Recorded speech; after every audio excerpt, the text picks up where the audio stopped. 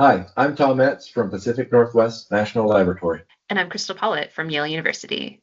We're the co-leads of the ChemBio Analytical Sciences Hub of the Network for Exposomics in the United States, or NEXUS, alongside of Randolph Singh from Columbia University and Jeremy Koelmel from Yale University.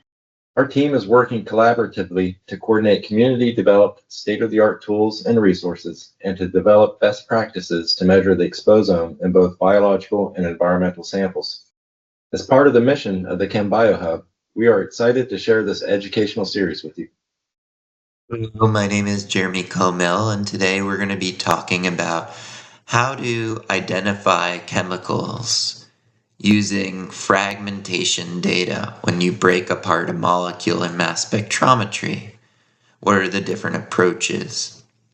So first we're going to talk about why we need fragmentation, what it is, how to do de novo or completely unknown structural elucidation, so identify novel chemicals that might not be known using fragmentation,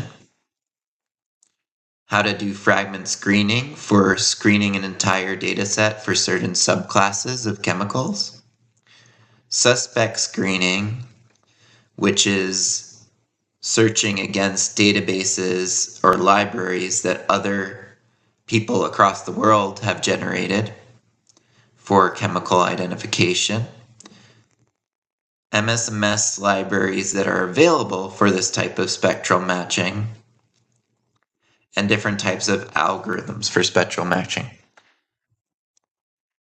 So first, let's discuss again the evidence for covering the chemical exposome.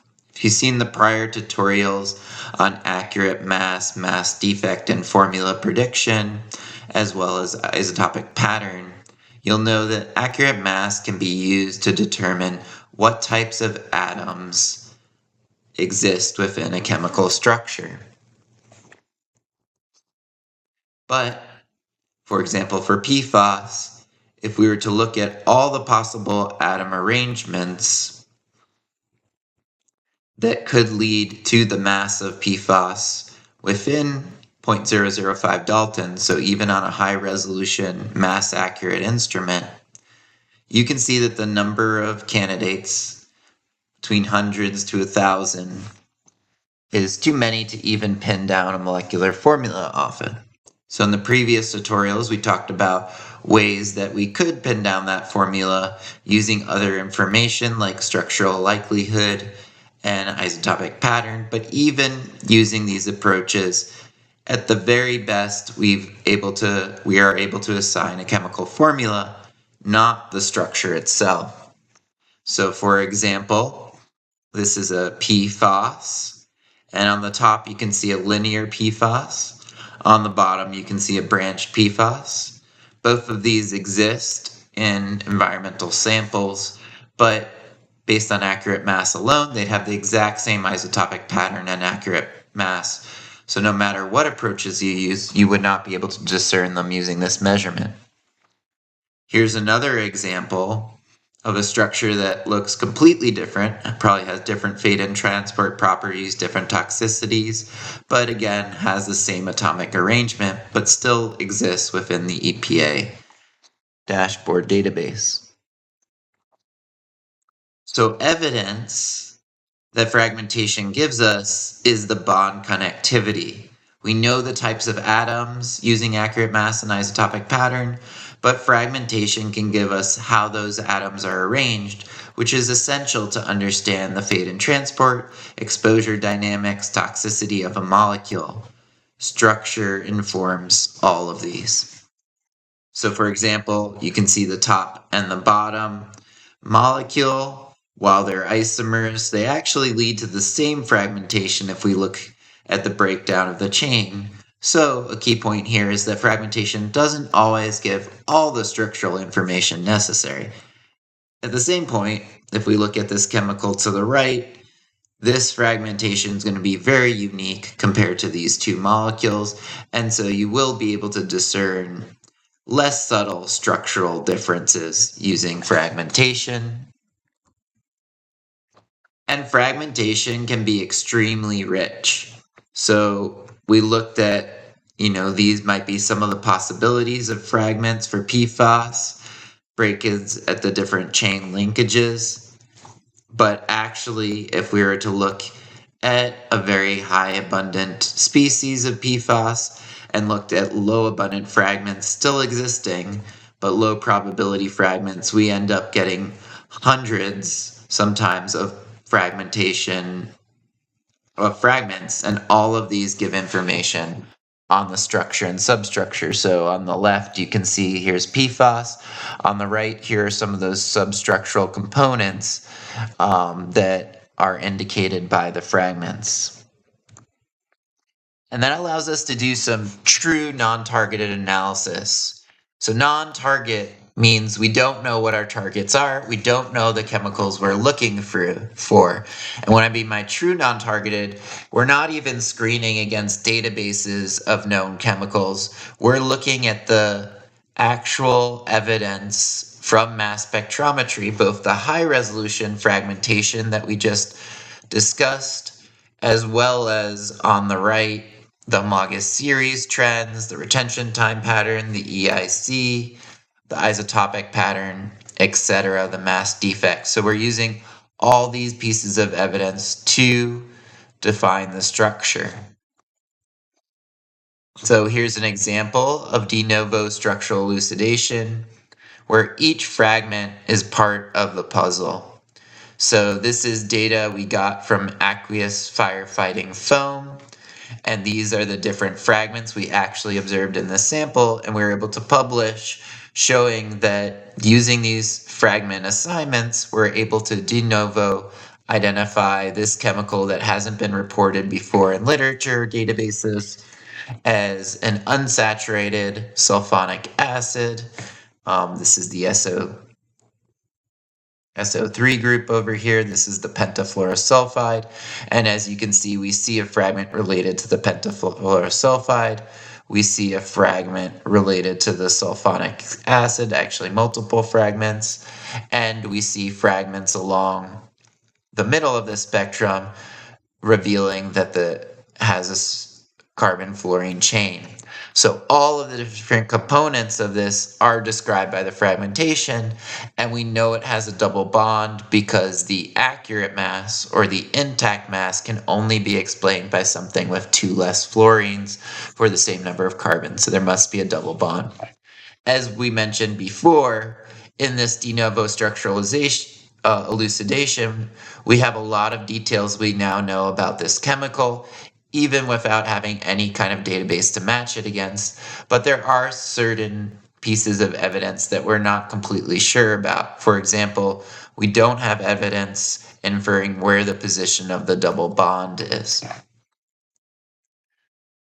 And as we noted before, using mass accuracy at the accurate mass, using isotopic pattern, using formula prediction, all of these should be used together, not alone. So just because we have a fragmentation spectra that gives very high confidence in this structure, we also want to verify against all the other orthogonal information available. So here's the isotopic pattern, and as we showed in the other training video and described how we can use isotopic pattern, this isotopic envelope matches very nicely in purple between the experimental measured and the theoretical.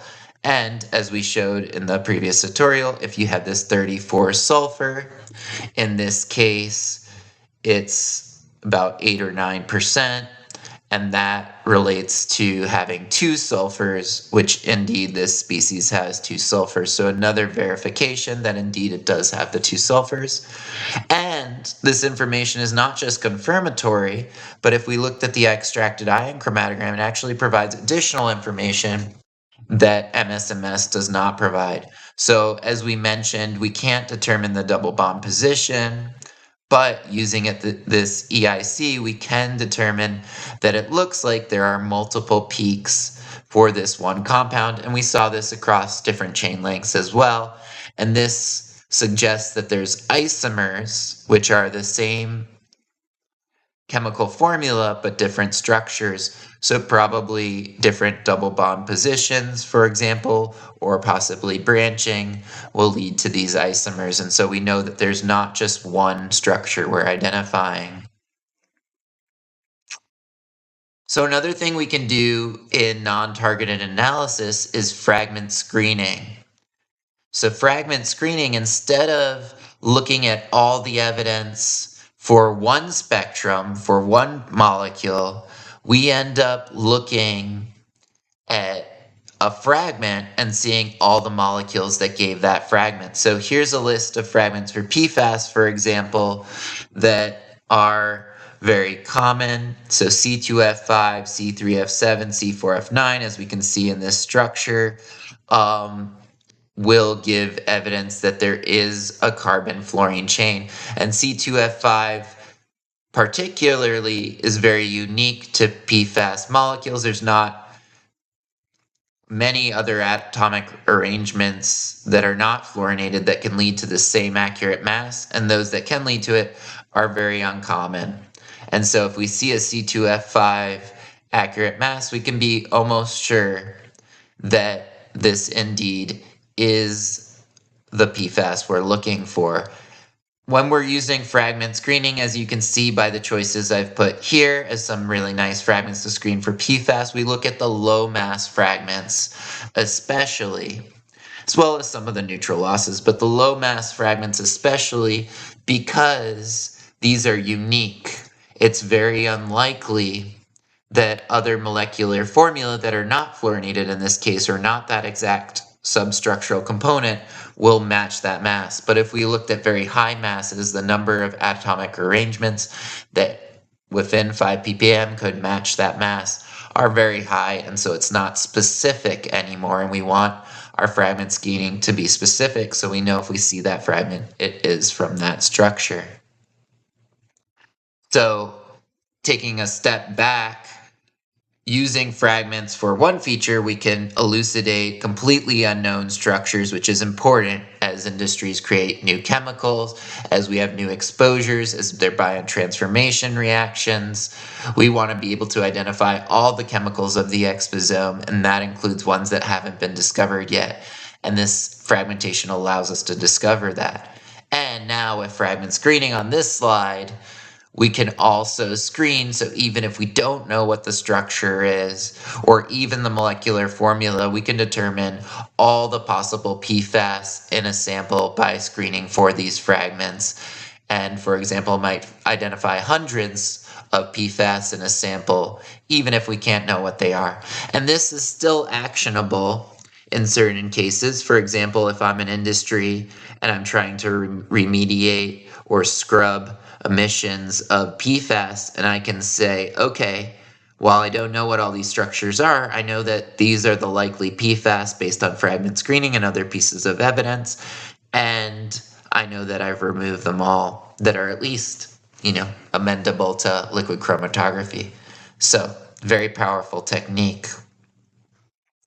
So that's non-target analysis. Suspect screening is a different beast. Suspect screening is we're looking for known chemical compounds that have been entered into databases prior, either by us, your specific lab, or by other laboratories around the world. And using that information compiled by laboratories around the world, we can often confidently assign structure. So here's, for example, rule-based suspect screening. And this is rapid, wide-scale annotation that allows for, with very high confidence, often less than 5%. Rule-based is simple. We generate all the types of structures of that molecular subclass. So this works for chemicals with repeating units, such as PFAS, lipids, polymers like polysorbate, sorbide, other types of polymers with repeating units. We can generate in silico all of those possible repeating units and structural moieties, put them together like Lego blocks, and get libraries often of millions, for example for lipids, millions of possible candidates to screen against. Then we can get their fragmentation, and this is important that we get this empirically if we want this less than 5% false positive rate. So by empirically, I mean you run a chemical standard, or if you've assigned very confidently, like we showed that pentafluora sulfide species, you can use that fragmentation information as well. Then you generate a set of rules. I need to see the C2F5 or the loss of CO2 and the C3F7 and the accurate mass of the intact species. And once you generate rules, ideally with 2 or more fragments and some of the most abundant or diagnostic fragments, then these chemicals can be annotated with high confidence. And these libraries can be quite comprehensive. For example, there's over 15,000 species in FluoroMatch libraries for PFAS. And lipid libraries have over 1 million of these species, as we mentioned, and polymers over hundreds of thousands of chemical species, all with a less than 5% false positive rate. So this is a very powerful technique, both comprehensive and accurate. Here's an example for lipids of the same rule-based annotation. And so depending on your instrument polarity, sometimes you get different fragmentation, especially for lipids. So in lipids in positive mode, you often see class-based fragments. So this 184 is related to this phosphocholine head group, very high abundant fragment. So positive mode gives you that fragment, but as we mentioned with the PFAS branching and double bonds, there's certain details about this structure that are unknown if we only get this fragment and the entire accurate mass. Based on the accurate mass, we know the sum of the carbons and double bonds. So now we can say PC, the phosphatidylcholine, 34 carbons, 1 double bond, but that's all we can tell about that species. But in negative mode, we get different types of fragmentation where we see both fatty acids and some fragments related to the entire chemical structure. And so with these together, we can actually name it with the both fatty acids. So 16 carbons, 0 double bonds, 18 carbons, 1 double bond. But again, we don't know the position on the chain, the position of that double bond. And so I think it's important with this rule-based annotation that because we're following rules and we know what structures we know based on the fragmentation, we can name our compounds accordingly. Whether it be lipids or PFAS, we have to describe what our assumptions are and what parts of the structure we don't know, because these are important in the case of lipids for what kind of bacteria may be releasing those, if it's in our gut microbiome for the exposome, or what kind of biological effects they have since each structure, or if it's a exposure, then that structure, again, even those subtle differences will relate to important information such as toxicity. Now, another way to do suspect screening is spectral matching. Spectral matching is very simple, just like we see here. This mountain, and you can see it reflected in a lake. You know that this reflection belongs to this mountain. They look almost identical. Similarly, with our fragmentation spectra, now we're looking at intensity, and intensity of a fragment is related to the probability that that fragment occurs. So you can actually think of this fragmentation spectrum as a probability distribution of what each fragment occurs under the specific instrument, CID versus HCD, different types of fragmentation and collision energies. We'll talk about acquisition of fragmentation data and the different methods we can use to acquire MSMS in a separate tutorial. But the take home here is that we have different fragments that we observe and we have their relative abundances. And if we match against a library with that MSMS acquired under similar conditions, we should see a mirror image. And if we see a nice mirror image of that data, then we can be more confident that that structure is correct. This is a visual from FluoroMatch, which now implements spectral matching as well. And you can see all of these crosshairs are where a fragment actually matched within high mass accuracy tolerance. And then in the diamonds are annotations of those fragments. And so the more fragments that are matching, the better confidence we'll have in structure, and the higher similarity between these fragmentation profiles, especially the major peaks, will also give us a lot of evidence. In this case, this structure was Wallamino, belonging to a very specific group of fungi that grow in drywall. And this is an interesting work done with Thabit and Nicole Roby on construction and demolition landfill.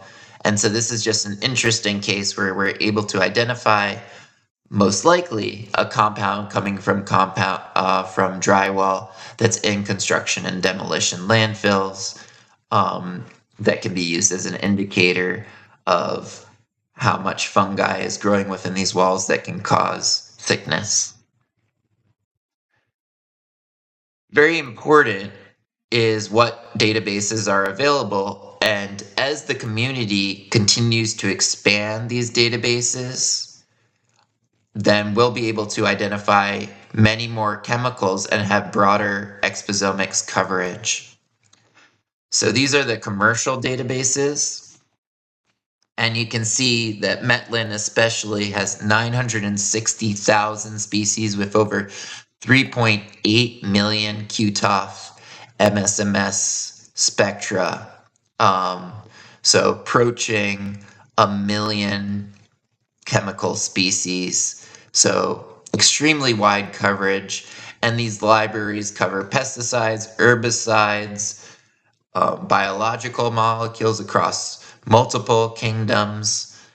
They cover plastics, all kinds of anthropogenic chemicals, geological related chemicals, so on and so forth. And so the amount of information you can get by measuring the chemical exposome is incredible, and these libraries very much help.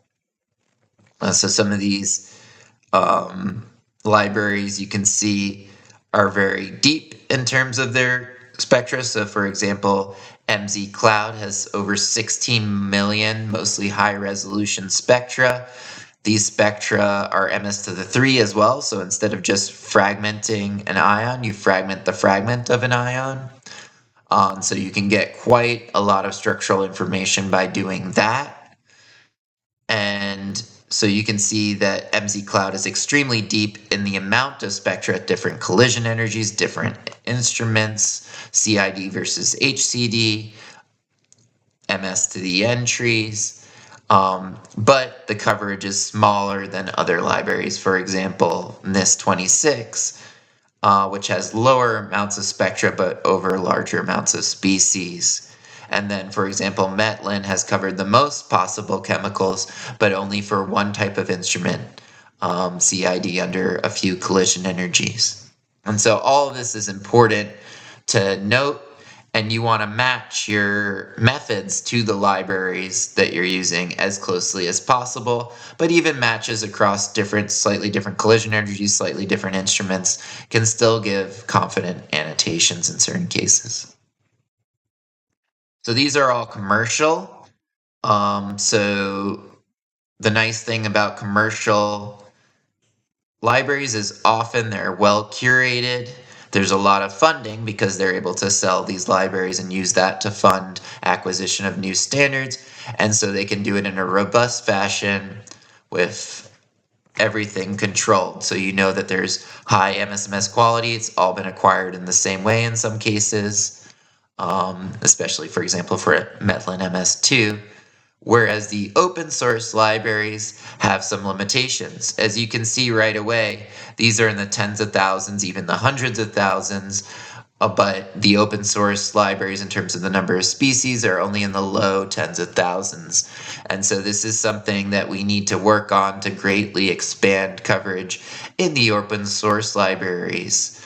Also, one other challenge is that these open source libraries often pool data from many different laboratories, which allows them to have many different types of instruments, collision energies, even more diversity than the commercial libraries. But also that means that the type of spectra, the way the spectra is curated, etc., can often have a wide range of quality. You can see that there's a large amount of spectra, so often one chemical may have 10, 20 different spectra, especially those that are most common, which is nice for matching against your different types of methods. You can see that the largest library to date in terms of species is probably Mass Bank or GMPS or MONA. They're all quite close. And then in terms of number of spectra, GMPS definitely has the largest amount of spectra. Now, how do we match against these databases? We show here a mirror image.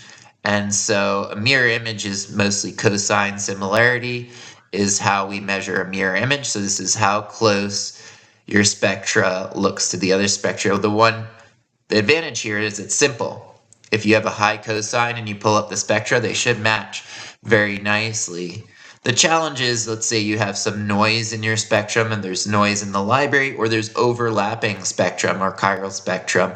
That will significantly throw off your score. Especially noise, even if it's very low, will give you a very poor cosine match. So in this case, reverse cosine similarity is very powerful. This is one of my preferred matching techniques, and reverse cosine only focuses on those matches between the library and the experimental spectra, ignoring those other peaks that don't have a match. Obviously, it's not perfect. Maybe some of our peaks had too low signal, or it's a false positive and we're missing a lot of peaks. So even if you only saw 2 peaks match and yet there's 100 peaks in the library and 100 peaks in the experimental, you could still get a good score. So you still have to use other scores in tandem, but it is less prone to the errors of noise, etc. Also less prone to the errors of noise is spectral entropy similarity. This is in the Fiend Lab. I won't go deep into this method because there's a lot to cover here. Maybe we'll have a separate tutorial on it. But in the Nature publication that the Fiend Lab published, they describe spectral entropy in depth and also benchmarked it in over 70 other spectral matching algorithms. So even though we only list a few here, there's quite a number of ways that people have tried to do spectral matching, and they found that spectral entropy performed much better in terms of lowering the false positive rate, especially compared to all these other methods, including when they added in silico noise into spectra. So spectral entropy, very powerful technique. Number of match fragments is also very useful, and all of these can be used in tandem. So for example, in Fluoromatch, we have all of these as filters, so you can use cutoffs for every single one of these match scores or the ones that you think are most important. So the matched fragments is essential. For example, let's say you only have one matched fragment. That could be, a neutral loss of water. That doesn't tell you much about the structure. Also, you're going to get a perfect cosine because there's only one fragment, so there's no relative intensities to compare them against. So having 2, 3, The more fragments we have, the more information we have, the lower the false positive rate, also shown in FeanLab's publication. Percent match fragments can also be helpful in a similar way. So in summary, fragmentation provides structure. Accurate mass only can provide, as well as isotopic pattern, mass defect. This MS1, what we call level annotations, can only provide the types of atoms and the number of atoms in your species. And at very best, you may be able to narrow down the molecular formula. But that doesn't give you the bond connectivities or the atom connectivities, and structure, again, informs toxicity. So it's essential to understand this. Non-targeted analysis is one way we can use fragmentation, and it's really unique. Fragmentation is one of the only pieces of information we have in mass spectrometry that is rich enough to elucidate structures de novo. And so you don't even have to know this chemical. It could never be known to man, and we can actually identify tentatively level 2 assignment. There's a Szymanski scale. We haven't talked about that, but tentatively annotate it, but often with less than 5% false positive rate, depending on the information known, at a certain level of structural detail, remembering that not all the information, like the position of double bonds, may be informed by the fragmentation. Suspect screening can be used for extensive structural assignment. So while non-target analysis is amazing for de novo elucidation of structure, and even fragment screening where you can rapidly identify all the chemicals of a certain class, they are not going to give you a large number of annotations without substantial work on the part of the researcher, and maybe in the future sophisticated LLM algorithms or other AI-based algorithms. On the other hand, suspect screening using these large, often hundreds of thousands of spectra across tens of thousands of molecules, or even, in the case of Metlin, hundreds of thousands of molecules, libraries, we can instantaneously get a large number of hits that we can then use different spectral matching filters to assign confidence to. In further tutorials, we'll discuss how you acquire MSMS, which is very important because we see here that MSMS is gold as far as evidence needed for covering the exposome. And so we'll show how to get the most MSMS coverage as possible, so stay tuned. Thank you for watching. If you have any questions or suggestions for future topics, we welcome your ideas. To stay informed about the latest developments in exposomics, please visit our website and subscribe to our monthly newsletter from updates from across the field. Be sure to explore the NEXUS podcast on YouTube and Spotify, and follow us on LinkedIn, X, and Blue Sky and NEXUS Exposomics to stay connected with our community. Thank you for being a part of our NEXUS network.